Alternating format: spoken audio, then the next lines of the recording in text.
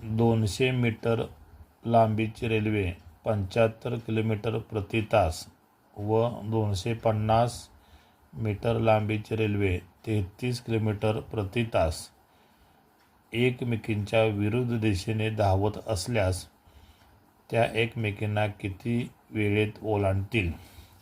या ठिकाणी सूत्र आहे वेळ बरोबर रेल्वेच्या लांबीची बेरीज छेद वेगांची बेरीज.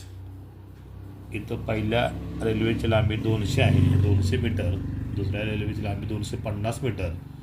200 आणि 250. आता रेल्वेची दिशा जी आहे ती विरुद्ध आहे, म्हणून या ठिकाणी वेगांची बेरीज करायची.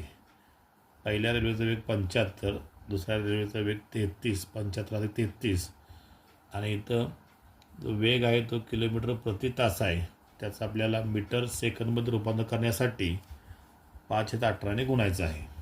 वेळ बरोबर 200 अधिक 250 बरोबर 450. कंसामध्ये 75 अधिक 33 यांची बेरीज 108 येईल गुणिले 5/18.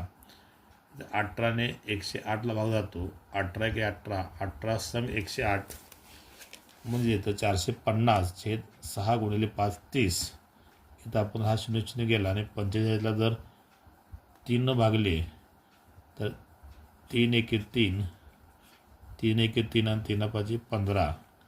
म्हणजे वेळ बरोबर 15 सेकंद हे आपलं उत्तर असणार आहे.